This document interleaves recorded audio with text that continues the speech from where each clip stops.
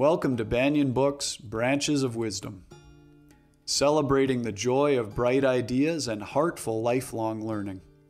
Branches of Wisdom is a series of intimate conversations with the world's most influential authors and visionaries. We explore spirituality and the human mind, ecology and culture. Most episodes are recorded with a live audience. You can join our live events and submit questions to your favorite guests. Check out our upcoming schedule at banyen.com. Since 1970, Banyen Books has been a rich oasis at the crossroads of wisdom and philosophy, offering resources for humanity's evolving paths. We're a locally owned, independent bookstore in the heart of Vancouver's Kitsilano neighborhood. Visit us in person or shop online at banyen.com. Please subscribe, follow, like, and leave your reviews for the podcast. And now, enjoy. Hello, everybody. I'm your host, Ross McKeechee. Welcome to another special event with Banyen Books. Today, I'm delighted to have Brad Warner as our special guest. Brad Warner is the author of The Other Side of Nothing, which is his new book, and numerous other titles, including Letters to a Dead Friend about Zen, Don't Be a Jerk, and Hardcore Zen. A Soto Zen teacher, he is also a punk bassist, filmmaker, and popular blogger who leads workshops and retreats around the world. In addition to his books, his writing appears in Lion's Roar, Tricycle, Buddha Dharma, and Alternative Press. He lives in Los Angeles, where he's the founder and lead teacher of the Angel City Zen Center. Today, Brad Warner is with Banyen Books in conversation about his new book, The Other Side of Nothing. Here it is, The Zen Ethics of Time, Space, and Being. It's a really wonderful book. I encourage everybody to check it out. A little bit about the book. In the West, Zen Buddhism has a reputation for paradoxes that defy logic. In particular, the Buddhist concept of non-duality, the realization that everything in the universe forms a single integrated whole, is especially difficult to grasp. In The Other Side of Nothing, Warner untangles the mystery and explains non-duality in plain English. That's one of the things I actually love the most about Brad's work, is the plain English part of it. And he's got such a unique voice that is really refreshing. To Warner, this is not just a philosophical problem. Non-duality forms the bedrock of Zen ethics. And once we comprehend it, many of the perplexing aspects of Zen suddenly make sense. Drawing on decades of Zen practice, he traces the interlocking relationship between Zen metaphysics and ethics, showing how a true understanding of reality and the ultimate unity of all things instills in us a sense of responsibility for the welfare of all beings. If you'd like to learn more about today's guest, Brad Warner, and his work, you can visit him online at hardcorezen.info. That's hardcorezen.info. Banyen Books community, join me please in a warm welcome to Mr. Brad Warner. Hi, Brad. Hello. Thanks a lot for joining us. Yeah, glad to be here. I watched a video that you had posted when the book had not quite come out, actually, and you said, I understand the original book idea that you had. You're working on a book about UFOs or aliens. Wow. Yeah. Yeah. What was that all about? And then what made you take a turn towards this book? Well, that was a totally different idea. I just had been thinking about aliens a lot and seeing and thinking about what I could do on that subject. I'm not you know, a true alien believer or any of those things, but I think that the idea that there's other intelligent life forms out there in the universe is interesting. And then there's some interesting stuff in Buddhism, in traditional Buddhism, that might indicate that the ancient Buddhists also believed in something similar to that, because their concept of, you know, usually gets relegated to, oh, this is the Buddhist idea of angels and gods. But if you actually look at it, it's their descriptions are much more detailed. And so it's kind of like, or maybe they're talking about something else, something we could relate to in our own time. And I had this idea to write about that, and I worked on it, but I just couldn't get anywhere. I was just kind of, I had a few chapters, but I wasn't going. And I just hit on the completely different idea that ethics was what I should write about, which is an absolutely different sort of topic, so it doesn't even relate to what I originally started writing about. So there's not a nice little trajectory. And the reason I decided to write about ethics is I felt like a lot of people, this has probably been going on a long time, but people want to be good, people want to have learn to live an ethical life. But I think what a lot of people do when they're searching for the right sort of ethical framework to live their lives by, they end up instead joining movements and reciting slogans and kind of trying to fix a very rigid framework for their thinking and for their actions, and trying to kind of really box everything in. Whereas the Buddhist approach to ethics is totally different. My teacher said something like, no rule is our rule, but that would make you think, well, just anything is acceptable. That's also not the case with Buddhists. There are what we call the precepts, which are very, some of them are absolutely the same as the 10 Commandments, and some of them are quite different, but it's the same kind of ideas. Don't steal, don't lie, don't kill, don't cheat. There's certain things like that are common in both systems. But the approach is not the idea that God forbids these actions and you'll get punished if you go against God's will. It's more the sense that if you want to have the best sort of life, if you want to have a life that's comfortable and good and happy, you should follow a system of ethics. And the reason you should follow the system of ethics is much related to what you mentioned in the intro, this idea of non-duality, that everything is fundamentally the same. There's a kind of oneness to the universe. So anything you do to harm somebody else is something you're doing that will harm you. So it's almost a selfish sort of approach. It's if you want to have a good life yourself, don't do bad things to other people. That's kind of the bottom line to it. And I thought that was something interesting, and I ended up writing 300 and how many pages? Like, this is one of my longest books. I don't know if it's longer than Sit Down and Shut Up, but this and my book Sit Down and Shut Up, 386 pages. Right. They're my longest. So I hope that isn't intimidating to people. But I heard people like long books. So yeah, some people like longer books, some like shorter, but I'll say this. The book is incredibly engaging. It's very autobiographical in nature. And I loved how you wove together your story with stories of your teachers and all these other influences in the Buddhist and Zen Buddhist tradition as well. And then people outside of the Zen Buddhist or Buddhist traditions as well. Yeah. The idea of doing that was I actually wanted, since I was a child, to be a writer, and I thought I would be a fiction writer, specifically a science fiction writer, which also ties into the idea of doing a book on aliens. But one of the things I decided to do is when I introduced any person, I would introduce them the way a novelist would introduce a character. Well, not exactly the same way, but I'd try to introduce them as if I was a novelist and I was introducing a character. So anytime I referenced somebody who I knew was going to be referenced a number of times throughout the book, I try to give the reader a sense of who that person was, at least as much as I know about that person. So, yeah. Right.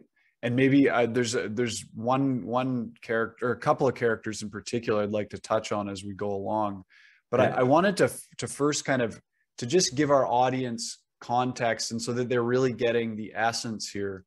I thought I'd share two quotes from the start of the book as kind of an entry point, if that's okay with you. Okay. So basically my take, and I think I've got it right, the essence of the book is really that whatever we do to another, we're doing to ourselves and to the entire universe.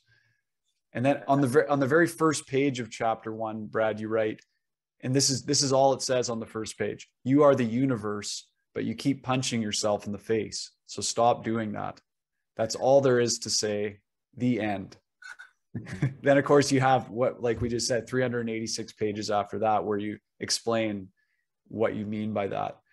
I'm wondering if you can speak. There's a concept that you talk to in regards to non-duality and ethics, and you say that when we're just starting out on this path, you're taught to start acting like an enlightened person long before you ever get to anything like enlightenment. I think that might be something to start with. Can you talk about that process as we get on the path, and how do we start to act like an enlightened being long before that? Yeah, well, it gets into the whole idea of what is an enlightened being, but maybe I'll leave that aside for the minute. Okay. I think when I first started this, that's the main thing I can relate to, is I was, part of the punk rock scene in Northeast Ohio, and I say this so often that I sort of I'm tired of hearing my own voice sometimes when I talk about this part of it. But this was, I was in my late teens, and I was really interested in that. And the punk rock scene that I was part of was really influenced by mainly this band called Minor Threat, who were in Washington, D.C., and they had this whole philosophy behind their music, which was they called it straight edge. So no drinking, no drugs, no what did they call a meaningless sex, I think is what they called it.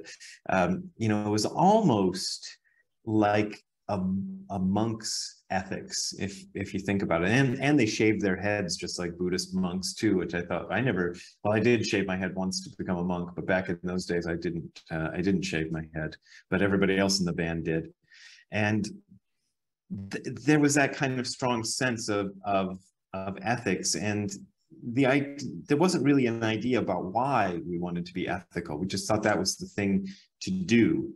And when I encountered Buddhism, I was a student at Kent State University in Ohio, and I took this class called Zen Buddhism, and I thought, well, this is the thing that I've been working on in the punk scene, but it's taken to the next level, or maybe the ultimate level. They've gone all the way with this, rather than what I felt was the failings of the punk rock movement was it didn't follow its own logic to its own logical conclusions. They just sort of stopped short of that, I felt. And when the ethical stuff in Buddhism was presented to me, it felt restrictive, and it feels like a bunch of rules that you're supposed to follow. But the idea is that the enlightened ones, these sort of mythical, semi-mythical people that we look up to, behaved this way. They had this ethical system, and the Buddha, his first sermon was the Noble Eightfold Path. I always get this wrong, and it's an ethical system of life. So obviously, this was really, really important. But the idea of enlightenment that we touched on, kind of, sometimes this gets lost when Buddhism is presented in the West, because it's sort of it's often gets presented in a way that seems unrelated to this, that enlightenment is something that happens to you where you get, I don't know how people really conceive of it.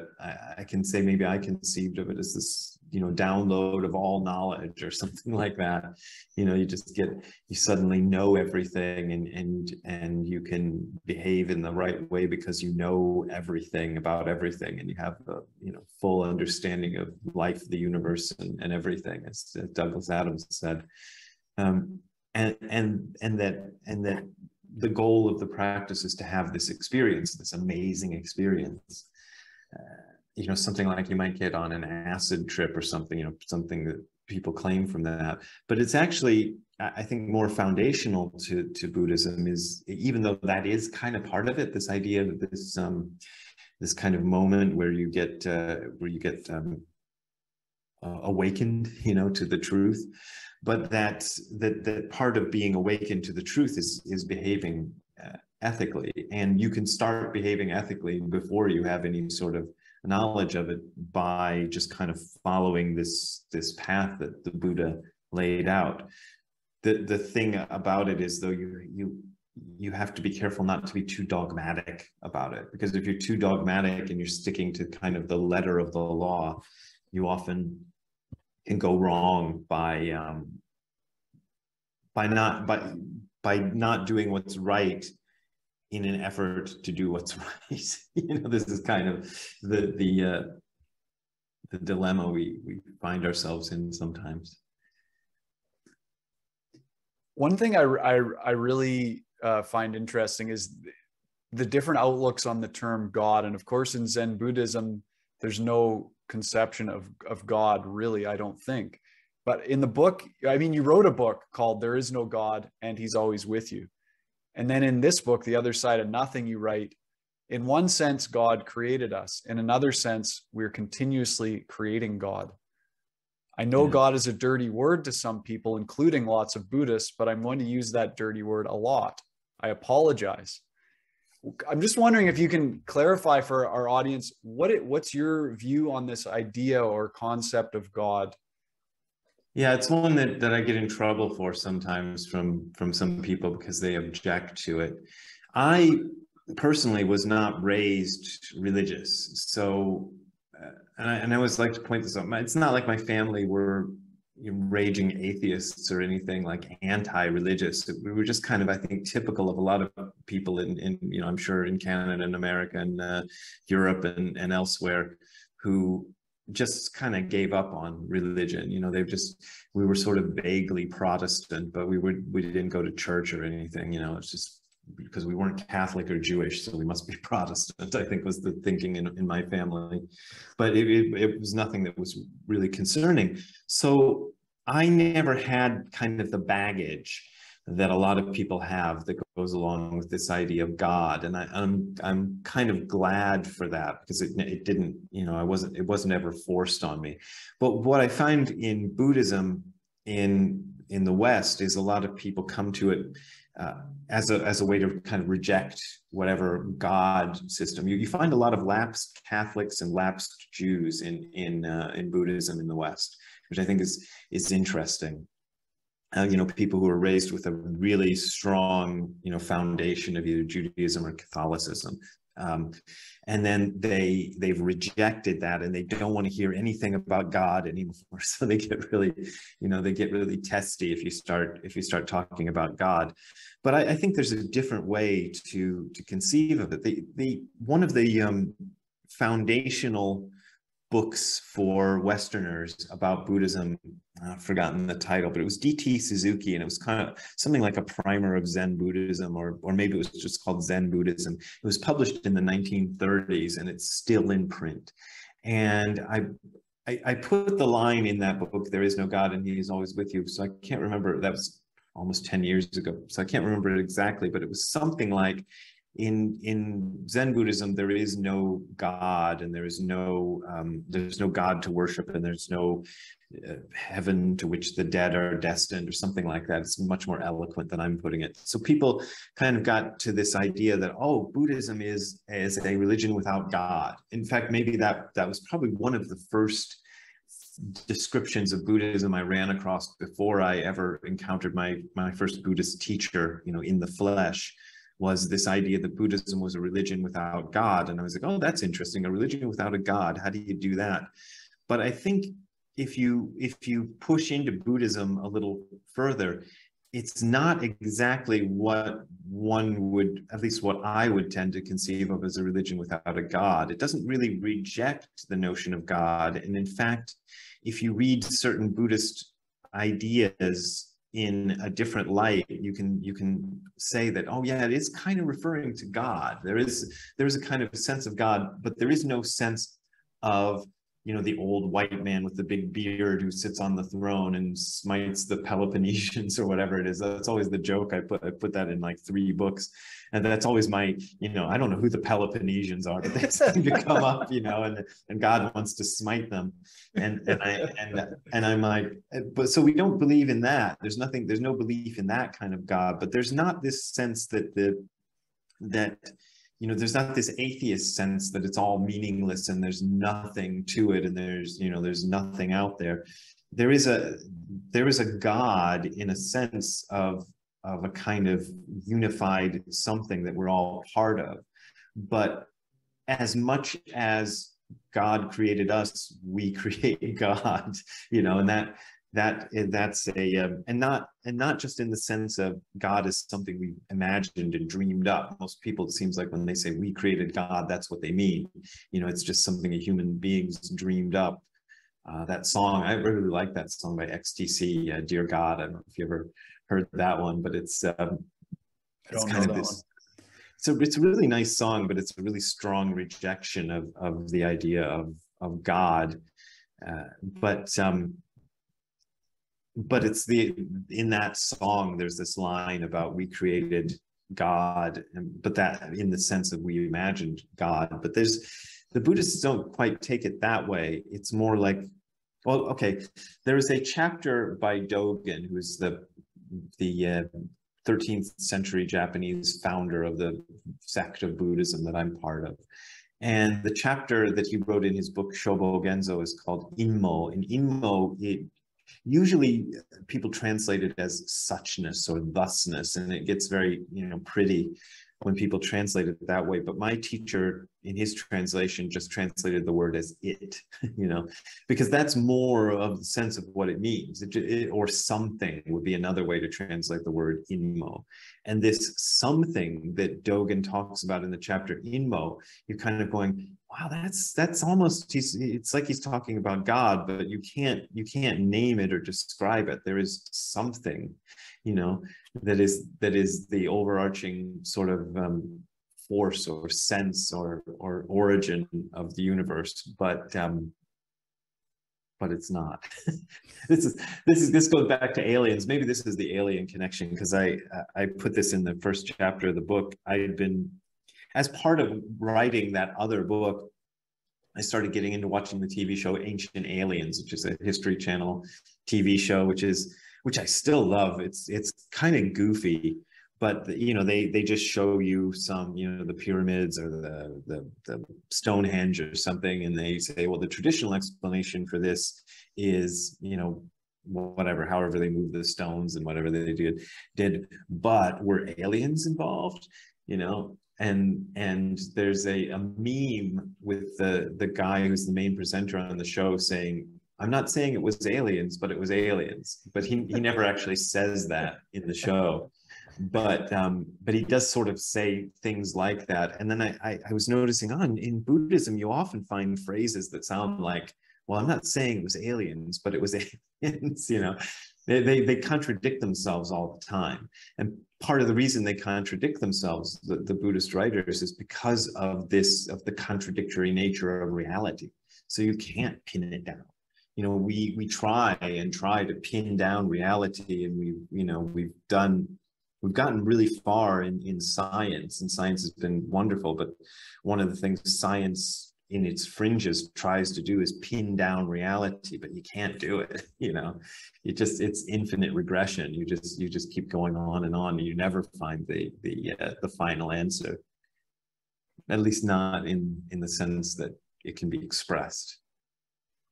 You just touched on Dogen, Brad, and he's a very central figure, obviously, as the founder of the Soto Zen school, which is the tradition you're part of. I wanted to touch on something out of chapter 33, which is titled Dogen's Weird Ideas About Space. Oh, okay. Yeah. And you just mentioned his book Shobo Genzo, and there's an essay titled Koku, which I think means space. Yeah. And you talk about how much you love this line that he begins that essay with. And I'll give the quote. He starts the essay by saying, provoked by the question, what is right here? The way actualizes and Buddha ancestors emerge.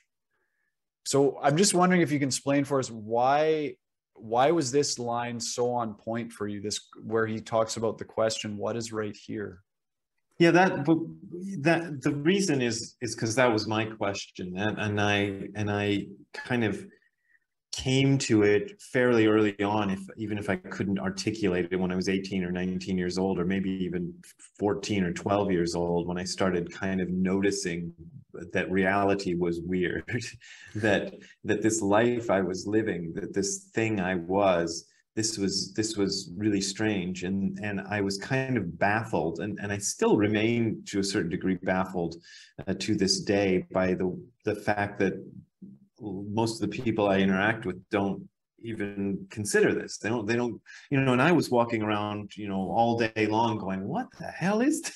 You know, you know, whereas they're all going and playing football or doing Dungeons and Dragons, you know, the nerds are, or you know, whatever they're getting interested in, or cheerleading practice. That's what my sister was interested in, you know, all the things that people do in life, just on the assumption that, okay, this is normal, and we're gonna do, you know, whatever we do to have fun here in normal land. And I was going, this isn't normal at all. This is weird, you know, provoked by the question, what is here? You know, I think is how it turns out in the translation there.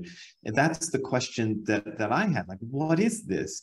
And what Dogen seems to imply is pretty radical and mind-blowing if you take it to its conclusion, which is he seems to imply that this reality appears based on that question, based on the, you know, the question exists first, what the hell is this, and then reality appears, which is backwards from the way I kind of learned to understand what the world is. You know, I kind of learned that I was this meat machine, the way I put it in the book, that existed, that kind of developed through evolution and all of that, and everything just came together by chance, and here we are. And now I think about it.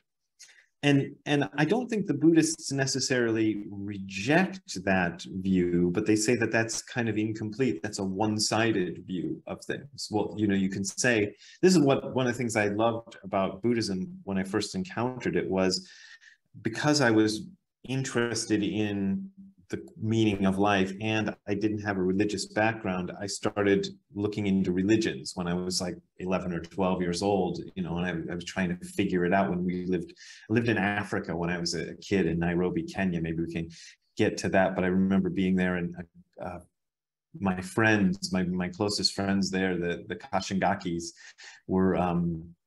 they were a family. They had a lot of kids, and so but they were Catholic. And I was like, oh, okay, they have God, they have religion. And I started looking into the traditional sort of religions. Kenya, in spite of a rhetoric that was popular a few years ago, that Kenya was a Muslim country that Obama was born in, or something like that. It isn't a Muslim country at all. There are Muslims there, but the overwhelming majority are Christians in Kenya. In fact, it's I would say, you know, my memories of it was much more faithfully Christian than the US. You know, people were really kind of bought into Christianity over there, I think. At least that was my impression of the major population, other than the Indians, which we could get into. That was a whole other realm there. What was I even saying? So I started looking into this, and a lot of the religions that I encountered rejected science. You know, they were like against science. And this was strong in some of when we moved back to Ohio, and some kind of conservative Protestant churches to try to see what they were all about. And there was a strong, you know, rejection, this idea that okay, the book of Genesis is the correct version of the origin of the world, and not this stuff that kids learn about evolution. That's all bunk. You know, and then I thought, well, maybe the Eastern religions are different. And I started hanging around the Hare Krishna movement a little bit. and found that they rejected science just as hard as the Christians did. And in fact, one of the things that sort of really kind of burst the bubble with them is I was going to one of their meetings right after the Space Shuttle Challenger disaster. If maybe kids in the audience don't remember that, but it was the space shuttle they sent up, and it blew up. You know, I don't know, like a minute after launch or something like that. It was a real tragedy. And this Hare Krishna guy, you know, this is like a week or two later, I was going and he gave this lecture saying, well, the astronauts never actually landed on the moon because our scriptures say that the moon is, you know, and it had this elaborate description of the cities and, you know, the wonderful people and the stuff that live on the moon according to some ancient Hindu scripture. And so they couldn't possibly have landed on the moon, that by mistake they landed on a different planet. And I'm just sitting there going, they landed on a different planet? You know, I mean, the moon's over there? Oh, gee.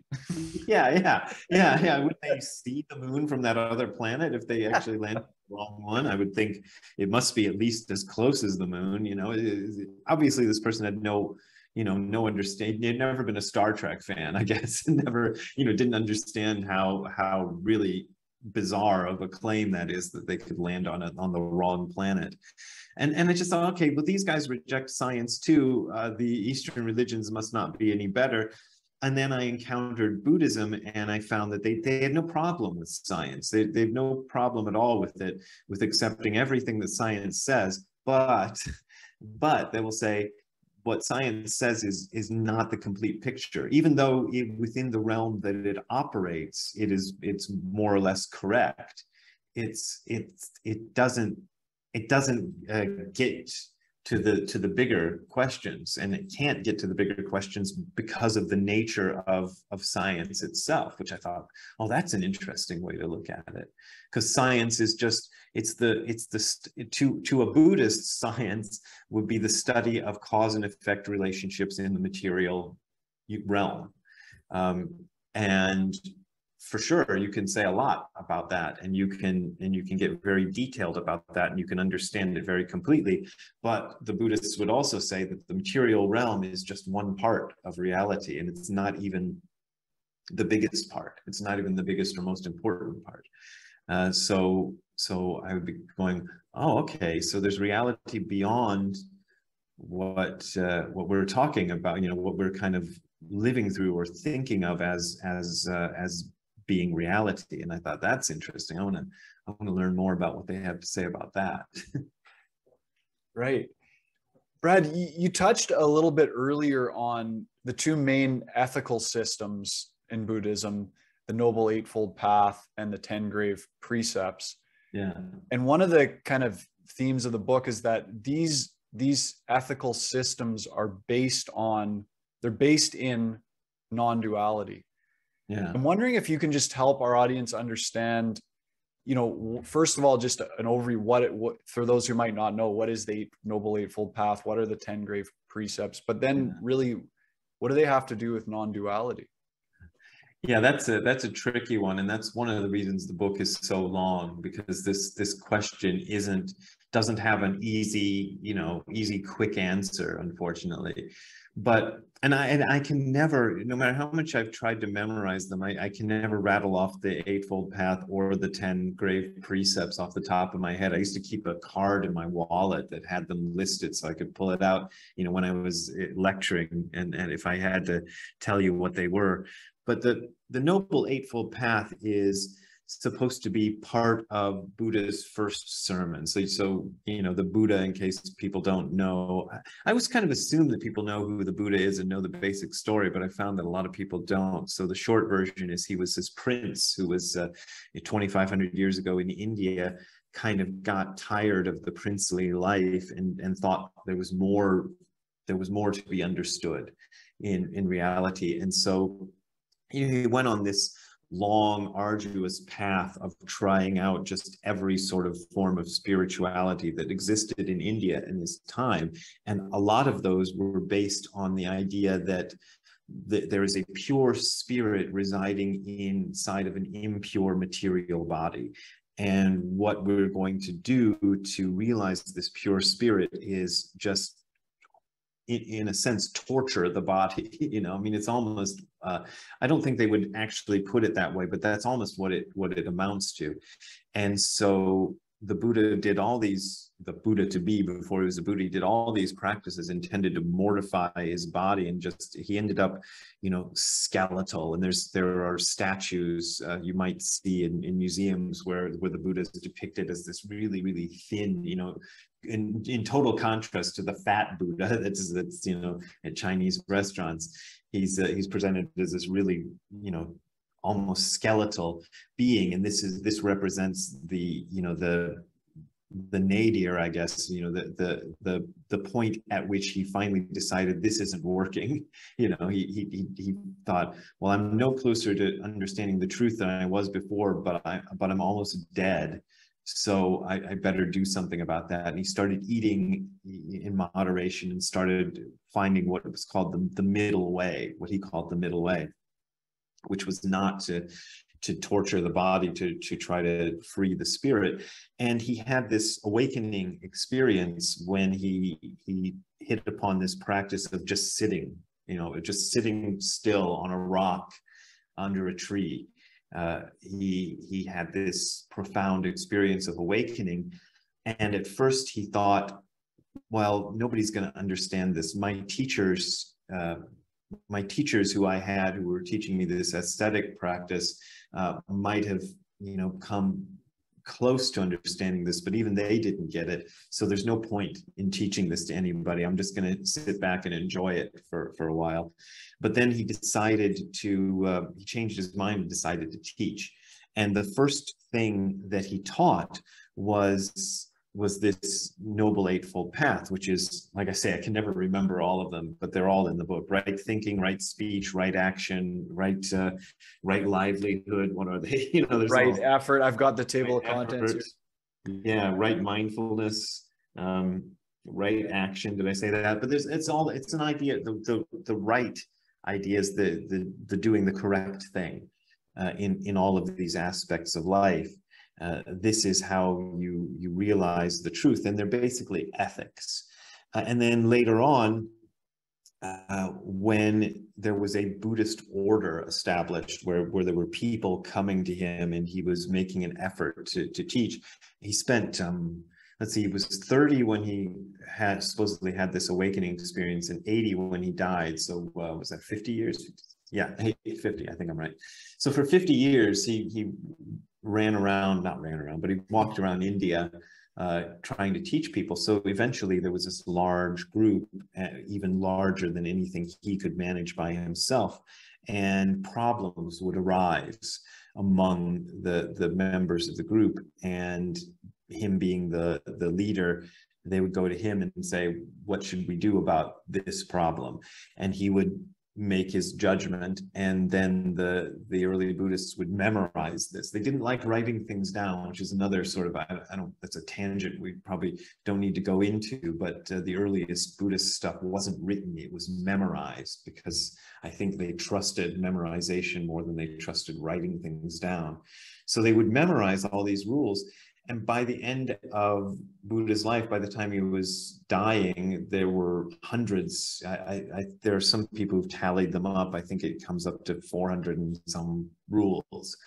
And as Buddha was dying, he told his chief attendant, listen, after I die, just don't worry about the minor rules. Just pay attention to the major ones.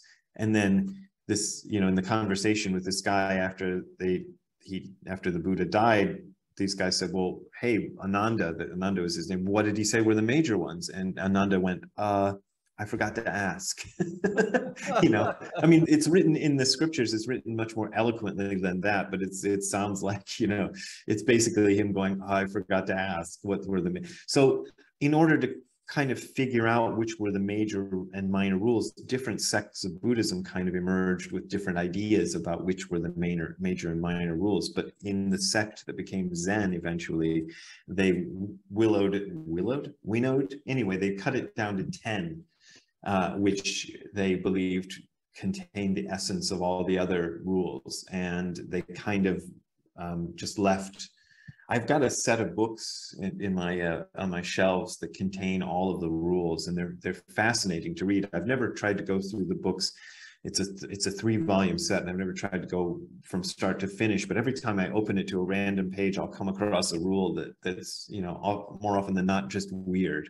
I remember one that said it's okay to run up a tree if an elephant is chasing you. I mean, there were just the things that must have come up, that the Buddha had to answer. And you can see, okay, well, yeah, we don't really need that rule anymore, especially in places where elephants aren't running wild in the streets like they were in India in Buddha's day. So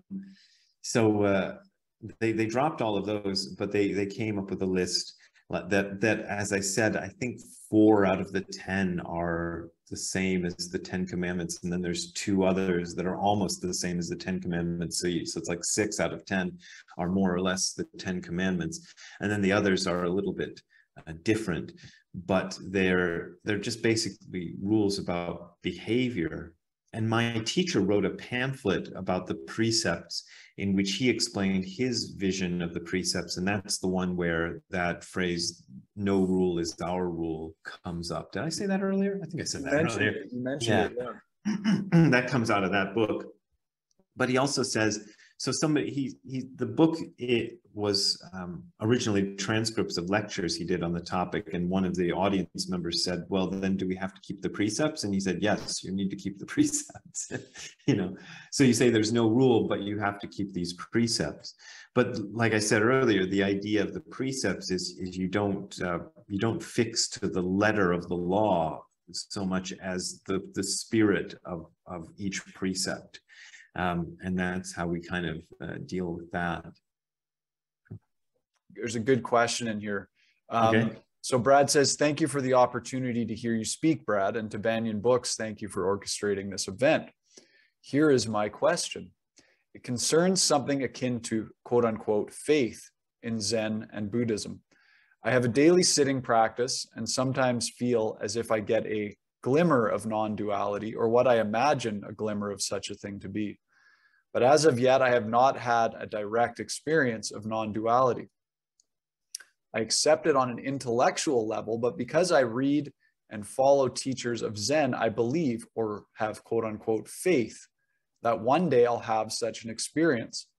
So would you call the belief in non-duality without having had a direct experience of non-duality kind of faith, especially with kind of expectation of one day having such an experience? And then he says in brackets, albeit from a shikantaza practice, which is goal-less. Yeah. Thank you, Brad, and thank you, Banyen. Yeah, it's a good question. I can just tell you my experience of it. I had 2 main Buddhist teachers, an American guy named Tim and a Japanese guy named Gudo Nishijima Roshi. And I felt something. I remember there was something about Tim, the first Buddhist teacher I ever encountered, that I thought was significantly different from ordinary people. But in every other way, he was really ordinary. He had a normal job. He dressed like anybody else in Northeast Ohio dressed. He was a fan of Frank Zappa and Star Trek. He was sort of a regular guy, but there was something about him. There was some idea that he'd had, at least from my perspective, he'd had some kind of experience, some kind of direct experience of this thing that he was talking about. And so I had a certain amount of faith that that was true. And it was mostly the word, there's an interesting thing, and I wish I could remember all the details, but it was something I read in a book that was trying to describe the Bible and how it was written. And they were talking about, the author was talking about how this word faith has changed over times, or belief. Both of these words are kind of interchangeable. And that a lot of it had to do with the influence of science and the advancements of science, in which one was required to believe things that one couldn't verify for oneself. You can't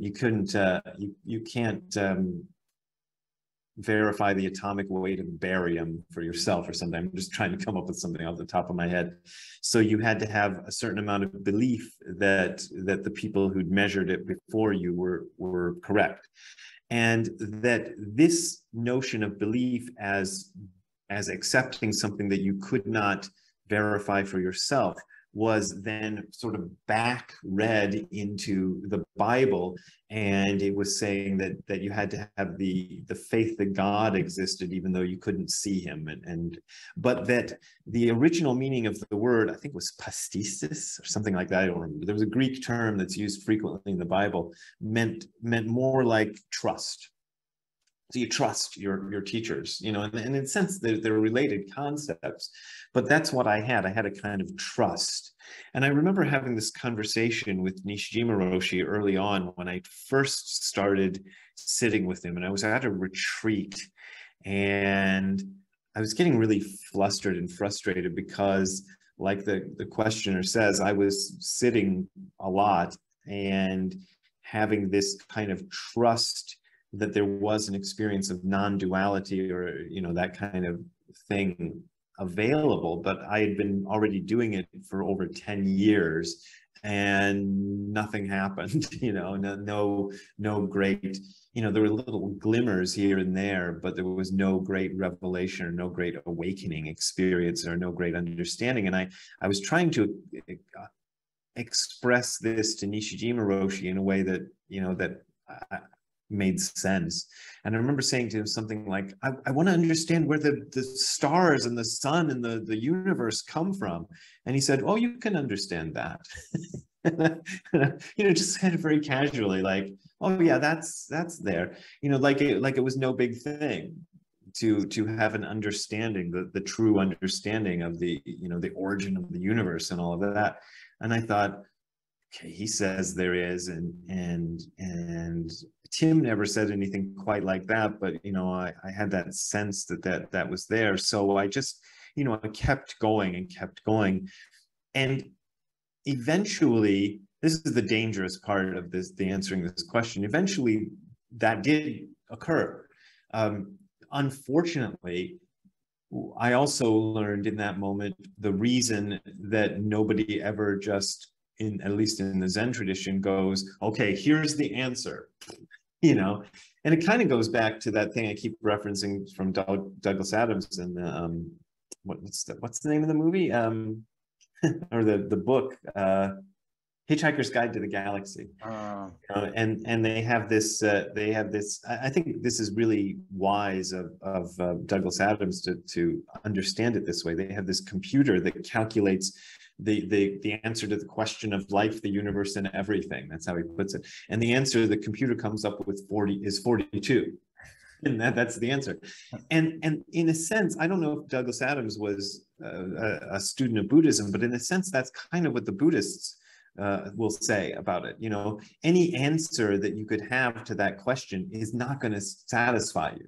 That's why 42 is a perfect sort of analogy. I don't know if analogy is the right word, but it's a perfect way of expressing that concept of just how deeply unsatisfactory any answer you could give to that question, any answer that you can put in words, would be. Because it's not when you kind of get to that, the answer is something that is ultimately inexpressible, which sounds like a cop-out. You know, it'd be very easy, and I know there's people out there who do this, who go, well, the answer is inexpressible, and they don't have any idea. You know, they don't know what the answer is anyway, but they just kind of cop out and say it's inexpressible.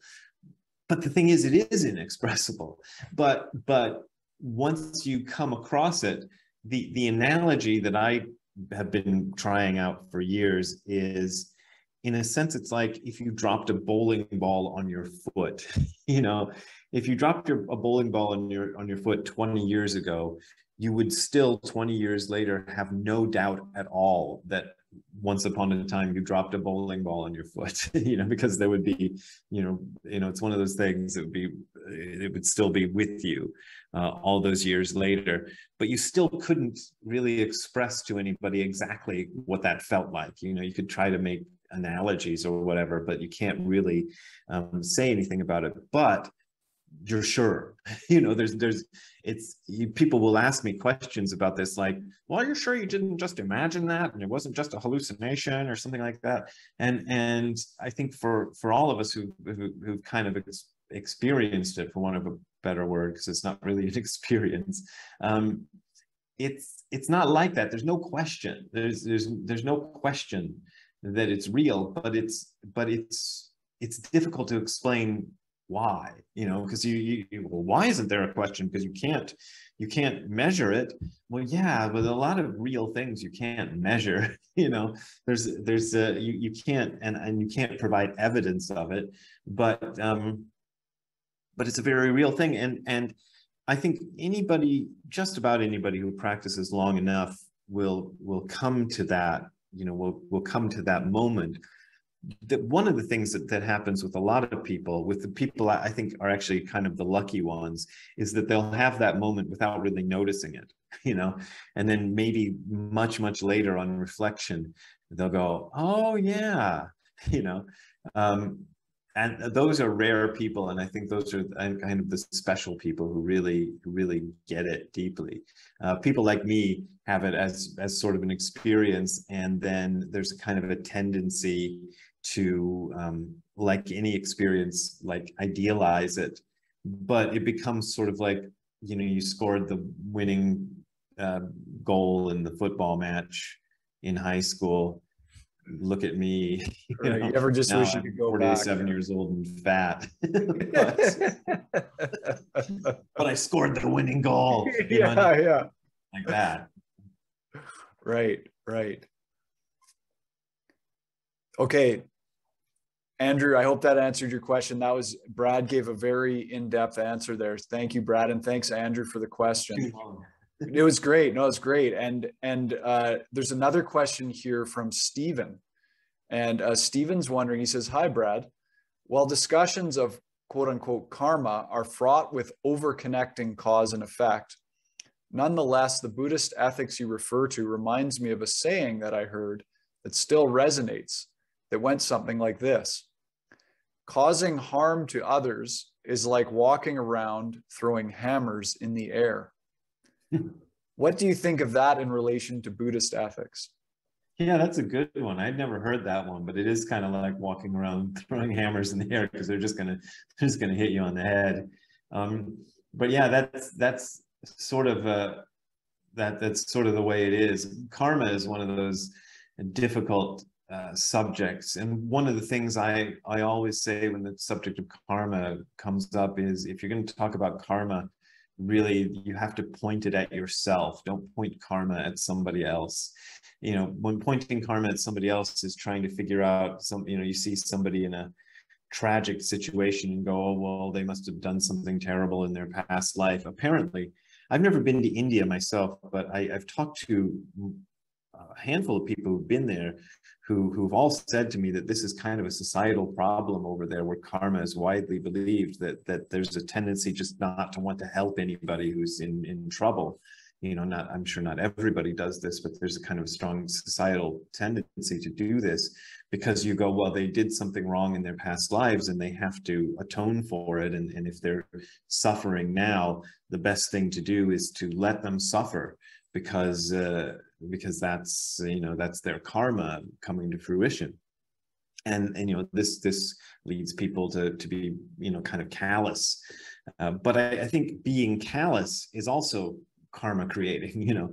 So if you're kind of callous to the suffering of others, then that's also another way to create bad karma, if you want to go back, you know, if you want to believe in that. So really you're still better off, even if that's true, you're still better off helping people who are suffering than just allowing them to suffer, because that's, you know, that's another kind of karma you're creating there. So that's, I think, one of the important factors of karma that gets lost. And when I talk about it, when I talk about the fact that I believe in the concept of karma, I only relate it to myself. I can see it working in my life, and I sort of assume that this is universal, but I don't assume, you know, as a consequence of that belief, that if somebody's having a bad time, then they deserve it. You know, that's kind of the wrong use of the concept of karma. Right. Okay. Thank you. And there's a little follow-up from Stephen here, which I thought would be a bit of fun. He says, also, please show us what your t-shirt says. And thank you, fellow thrill seeker, for all your work. I agree, Stephen. Let's see that t-shirt. Oh yeah. Okay. Well, this is a dumb t-shirt. I bought this in Las Vegas, and it's an eagle with a feathered headdress. And you know, when I look at this, I think, why does an eagle need a feathered headdress? It's covered in feathers already, you know, and it's got this kind of American flag theme to it. So I guess it's supposed to be patriotic or something. But I kind of, since he said thrill seekers, it means he must watch my YouTube channel, because that's what I call my I thought this is the least thrilling channel on YouTube, and I just came up with the idea one day of calling the people who watch it thrill seekers, because there's nothing thrilling about my YouTube stuff at all. But I kind of collect weird t-shirts, and they're always on display on my YouTube channel. So I just found this amusing. I just thought it was really silly. I love it. I think it's great. And yeah, I noticed that on your YouTube channel, all the cool shirts you have. It's cool. I just want to, we'll have time for one more audience question before we close. And I just want to remind everyone, we've been speaking to Brad Warner. He's the author of his newest book of his, which is The Other Side of Nothing, the Zen Ethics of Time, Space, and Being. There it is. It's a really, really awesome book. I encourage everyone to get it. Of course, you can get it from Banyen Books, banyen.com. Our awesome producer, Jacob Steele, a big thanks to him. He's just put the links up in the chat for Brad's website, which is hardcorezen.info. And of course, the link where you can go to purchase Brad's book on the Banyen website, and Banyen's general link are up there as well. Huge thanks to our live audience, all of you that come out to these live events. It's so great that we have this amazing community of support. Thank you so much to everybody and everyone that works at Banyen Books in the front and back, and management, ownership. It's such a wonderful community. So Brad, we can do one more audience question before we come to our final goodbyes. This one is from Caesar, who says, can you talk about how Dogen or the Soto tradition would view the pros and cons of communal shikantaza practice versus practicing alone? Is one favored over the other? And what are the reasons, especially in the light of the current state of American Buddhism? Ooh, this is a difficult question.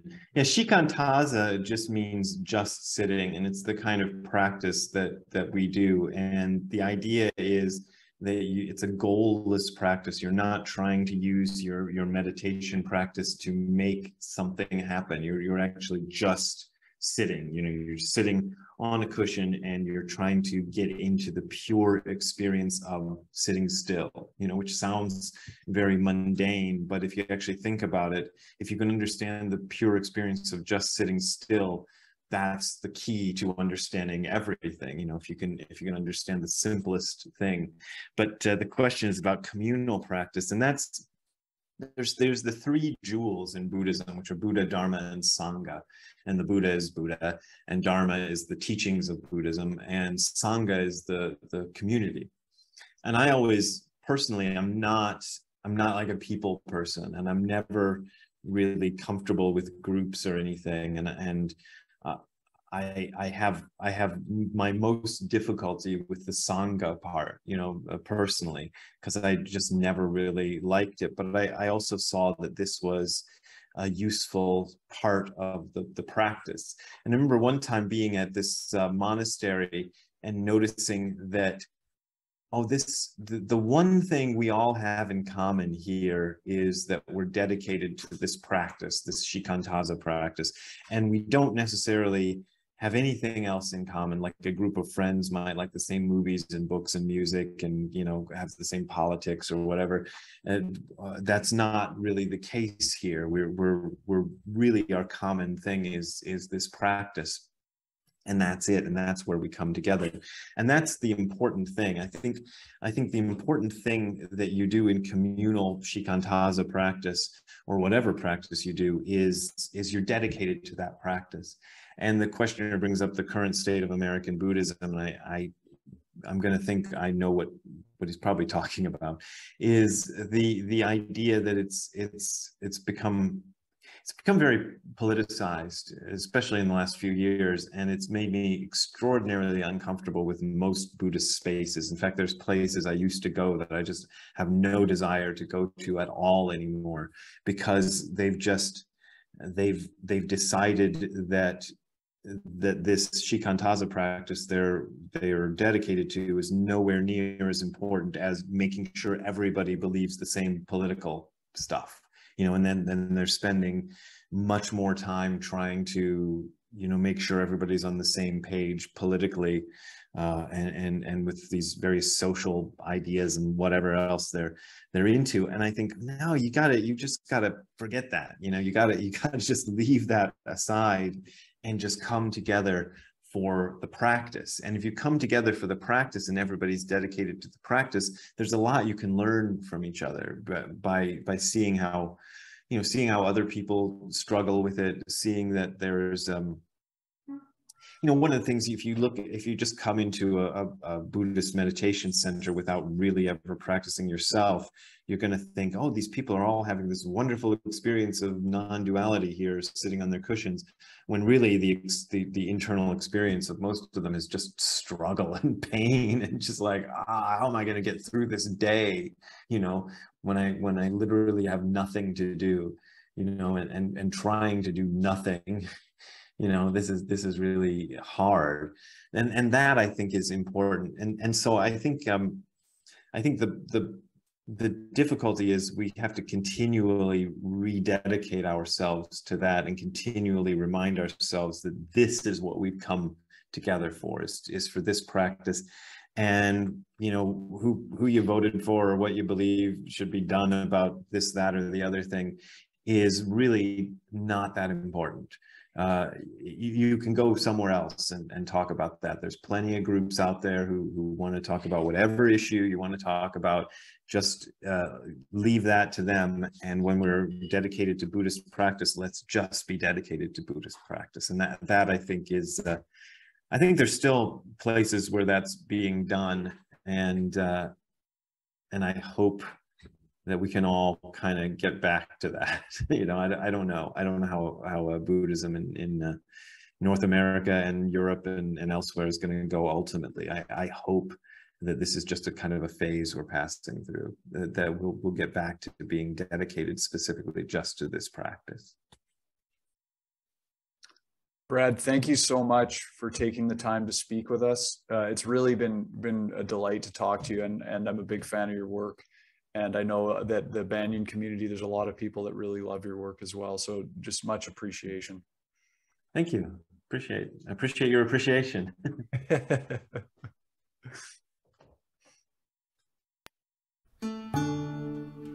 Thanks for joining us for Branches of Wisdom, a podcast of Banyen Books and Sound, Canada's spiritual and healing resource since 1970. Our podcast producer is Jacob Steele. The show is edited by Abdo Habani. And I'm your host, Ross McKeechee. Watch all our conversations on YouTube by searching for Banyen Books, or listen on your favorite podcast platform. Please subscribe, follow, like, and leave your reviews and comments. We love to hear from you. For all our live events, books, and more, visit us at banyen.com.